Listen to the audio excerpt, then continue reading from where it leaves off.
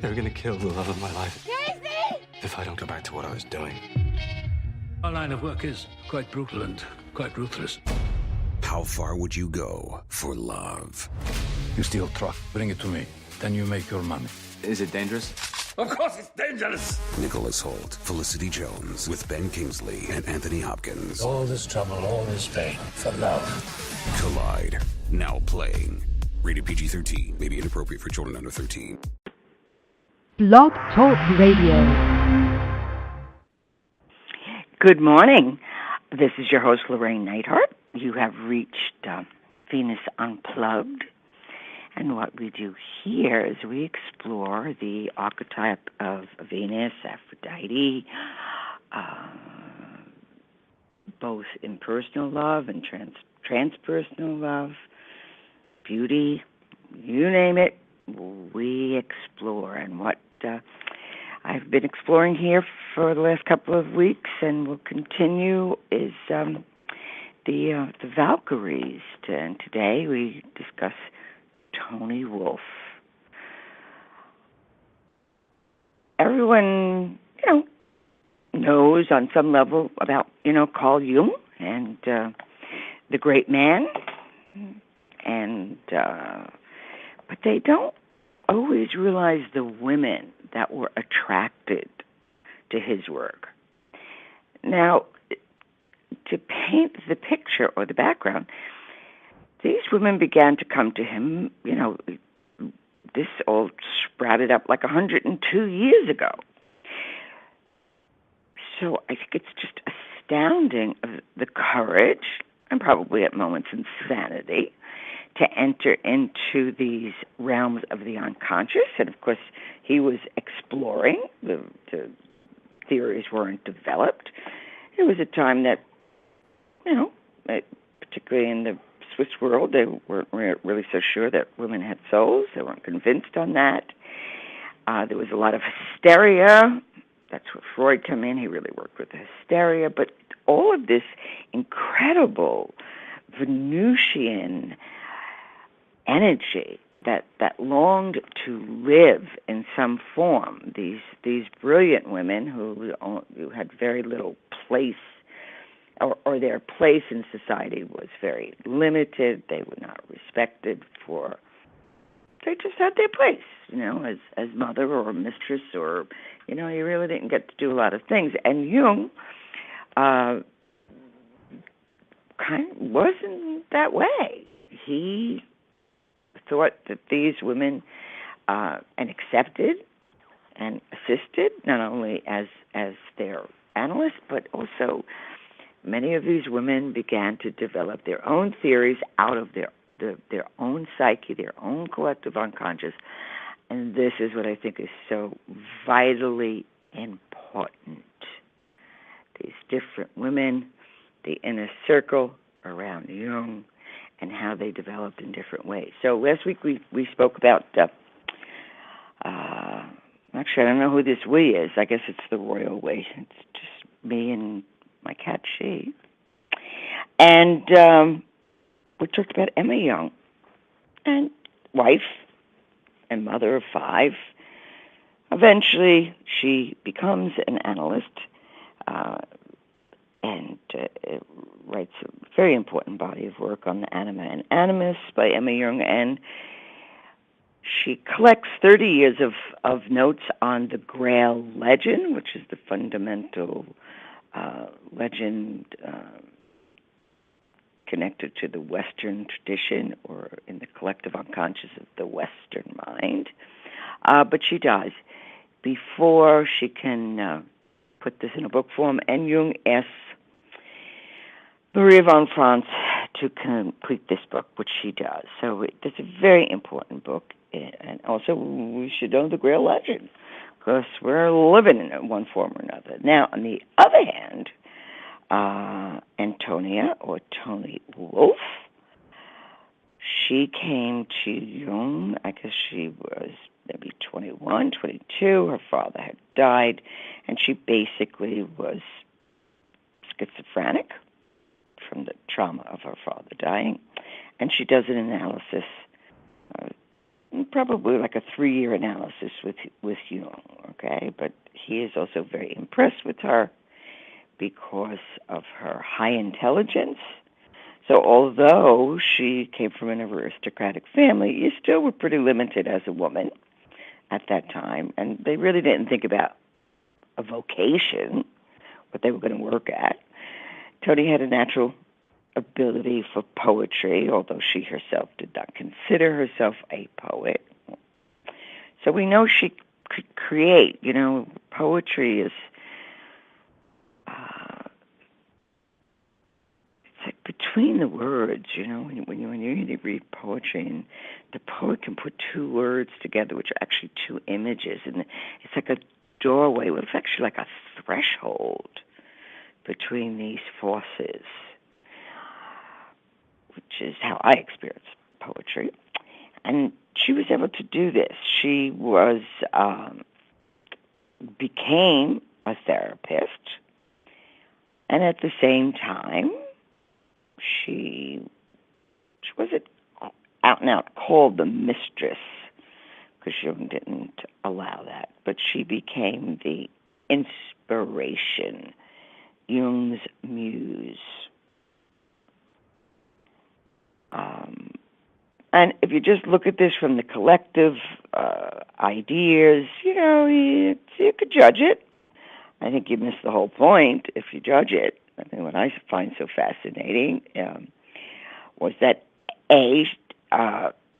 when you're working with the schizophrenic, sometimes the therapist can catch a little bit of that schizophrenic stuff because it triggers, mad parts of sane people. And we've all got that. So, and Jung was, at the same time when he was working in an analysis with Toni Wolff, he broke with Freud. So he was traumatized, too. And so it was pretty intense times there in Zurich. And so when Jung began to lose his cookie, right, Toni Wolff became his analyst. Now, this is all pretty profound. This is this psyche logic. It's a new language. It's a new science. And here they're dropping into the unconscious, figuring these things out. Okay, but since Toni had this tremendous sensitivity, and in all honesty, never go to hell, or never, if somebody else hasn't gone to hell, don't let them drop you into it. So she had been to hell, okay? So, and Jung knew that. She had dropped into the collective unconscious and the wounding in her own psyche, and that is hell. To move through those images and those powers and to kind of make some sense.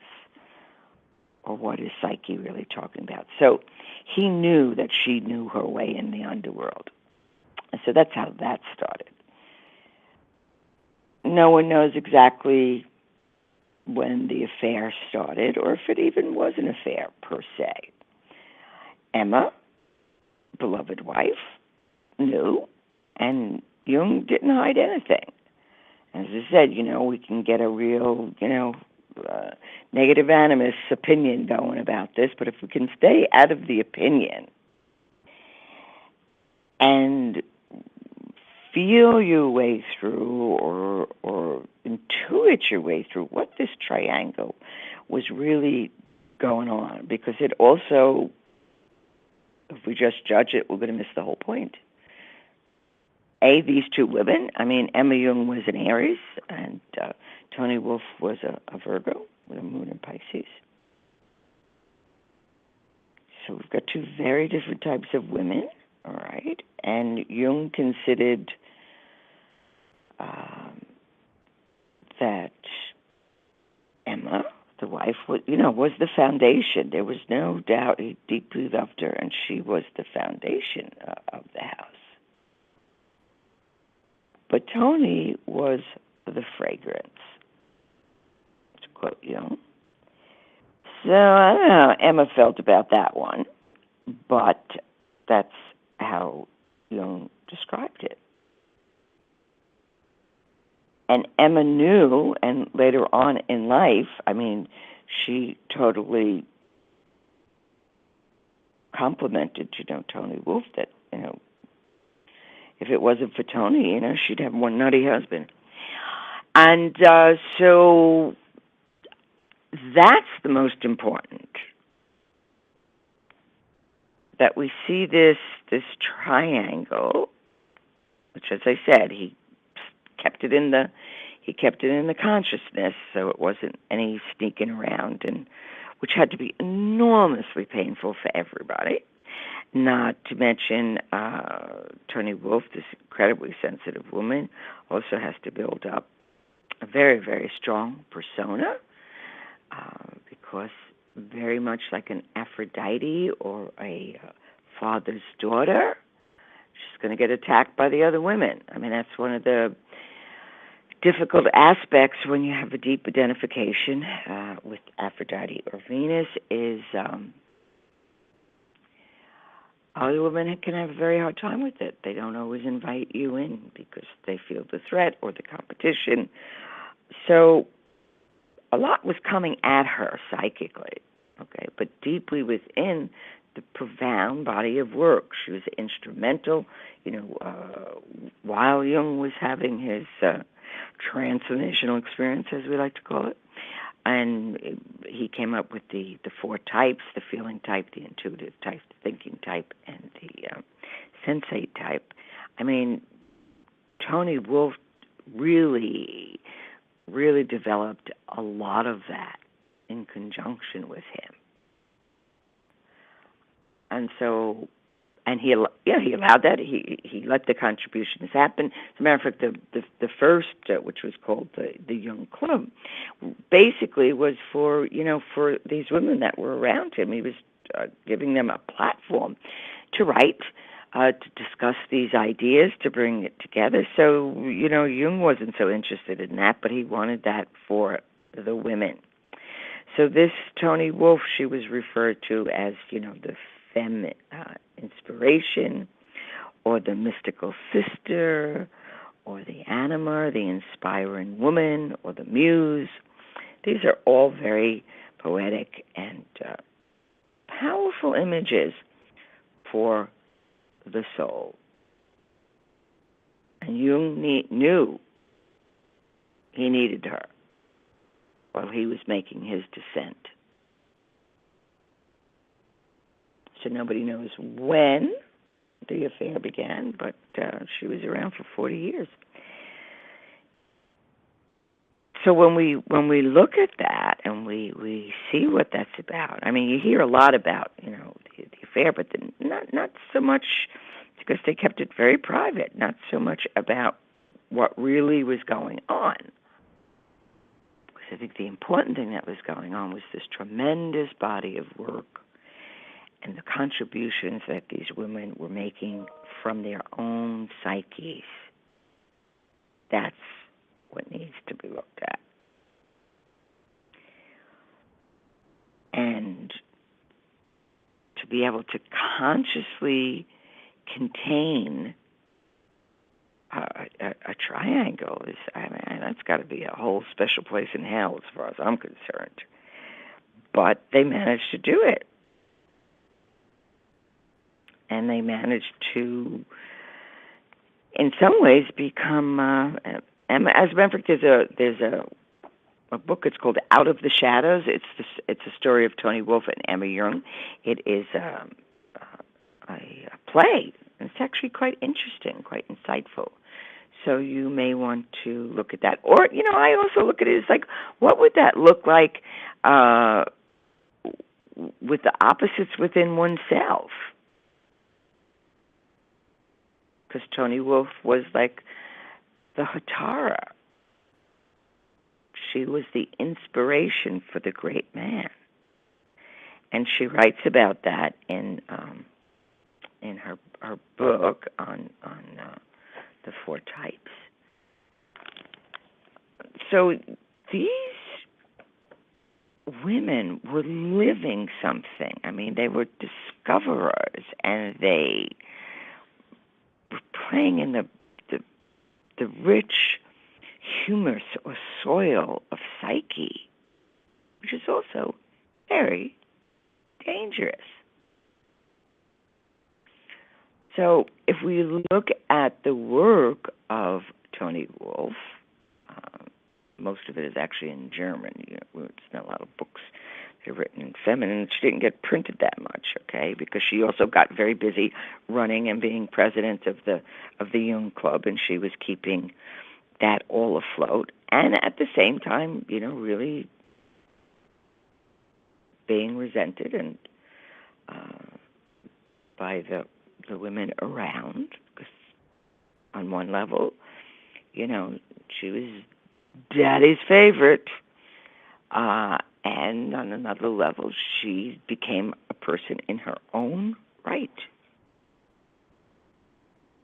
and that's powerful. So as the Hatara, which was the play she played, that seemed to be the significant characteristic. And it's interesting that she's a Virgo.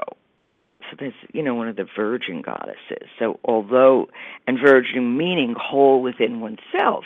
And I think in many ways, Toni Wolff carried that whole virgin. She never married. A lot of the women around her did not marry. And I also think that's a reaction, because once you got married, in 1910, that's what you expected to do. And these women were like, well, that's not what we want to do.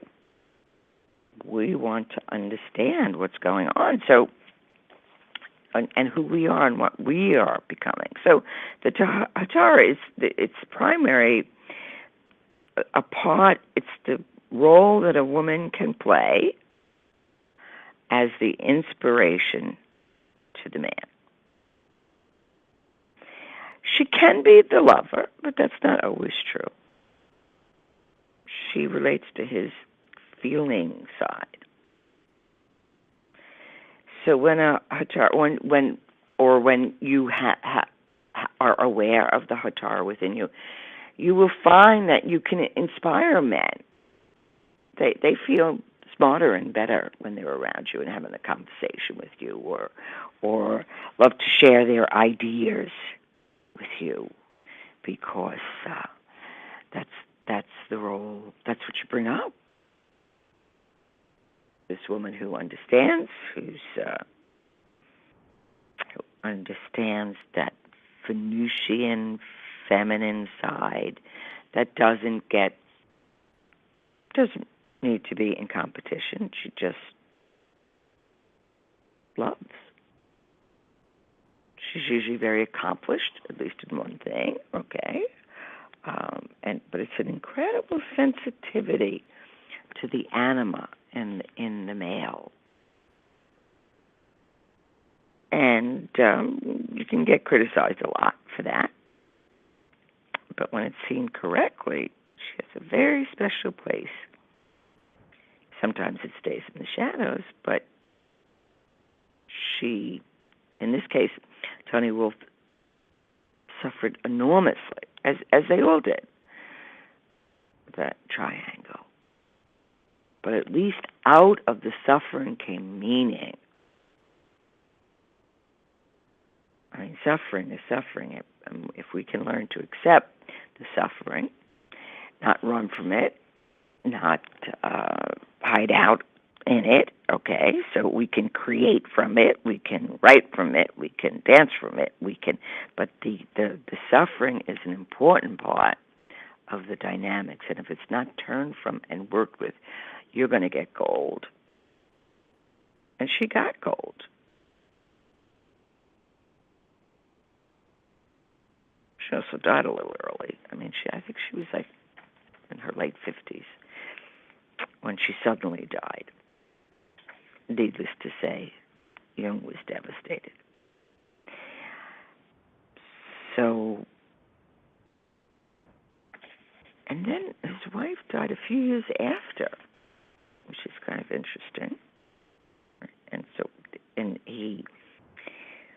when they passed over, he had that Bollington, which was right across the lake from the house that he lived in, and it was a stone which he built mostly himself, a tower, had no electricity, no water. He had to do everything, and he would go there, and that's where a lot of his work was done, and he was inspired and kind of going back to primitive roots or original roots where he could feel what was really going on within himself and within his psyche. That's where he did a lot of the alchemical work. So, when you start to look at this whole dynamic of what was going on, it's pretty astounding. The kind of women that came, one was just smarter than the other. Toni Wolff, she had a remarkable intellect and an excellent feeling for religion and philosophy, and just greatly inspired Jung, too. And so he used and I don't mean use in a negative connotation, he applied or worked with these feminine principles which he gives credit for. He's not stealing the show, okay? What these women had to offer, what they were about. So Toni Wolff, she's mentioned, for anybody who doesn't know too much about Jung, it's good to start with the Memoirs, Dreams, and Reflections by Jung and Jaffe, Amelia Jaffe, who was his secretary, to kind of get a sense of how this man developed and what he was bringing to the world, which people are just starting to work with. And now that, the Red Book came out, which is just pretty clear that Jung was and is a Gnostic, makes a great contribution to how we view psyche, what she's about, and all the hundreds of people that came after that elaborated. But these are the roots of the beginning of the Jungian work and the women around, okay? And, there's something I think it's extremely important about the psyche or the collective unconscious. And, I've been in this work for 33 years, and I've never, ever once heard anything stupid about a dream, about a fantasy. People, if they're embarrassed, they may go like, oh, God, I feel kind of stupid what I saw. But the actual symbol or the actual dream or the fantasy is never, ever stupid. Quite often, it's absolutely mind-bogglingly brilliant. But the person doesn't know what the interpretation is, and they just take it at face value, and it sounds crazy or stupid, but it never is. If you really listen, and you take the image in, and then you begin to work with just as an image by not judging it, which is part of the art of communion or communication with psyche. No judgment. We can't go in there with the negative animus. Opinions, they're going to get you nowhere. They're just opinions, and they're usually annoying. I once had a client who she had such and she still does, okay, I haven't seen her in a while, natural wisdom. Really, really, she could pick up things. But her delivery, oh my God, it was like, it was brutal. It was absolutely brutal. And we had to work long and hard and deep because I just said, no, you're right, but your negative animus is giving the delivery. not the positive animus, who can give that kind of insight with such depth and warmth of heart and relatedness. But if the negative animus is just sounds like an opinion, and people want to strangle you, they don't care how right you are. So in time, she was able to really grasp and understand and be able to listen to her innate wisdom, but in the way that it came, but deliver it in a way that was related. Because these are brutal images and facts that are coming from psyche and from the unconscious. And this Toni Wolff, I mean, besides the fact that she went into hell and managed to integrate and come out again, so she was a living being of these principles. It wasn't just, talk is cheap. Get down there and do it. It's pretty terrifying. And she did, and she came out, and she wrote some of the most important work about the four types and the most sensitive insights. I mean, Jung kind of created it. It came up from his psyche. He brought an order to it, but she brought a sensitivity that no one else had done. So that could never be taken away from her. So even though, it was always of two camps, what she was about, and as I said, there's not a lot written about her. There's not a lot of public about her. There's a few little stories here and there. And in many ways, Jung just really drank her soul. He knew there was this ancient connection, this ancient alchemical connection, and the muse that she mirrored. And as I said, eventually, both Emma and Toni, as they developed as women and sovereign in their own right, began to have respect and appreciation. Nobody was going anywhere. Jung wasn't divorcing. Toni wasn't leaving. And I just find that so unbelievably extraordinary that they were living out these tension of the opposites and getting gold from what was going on.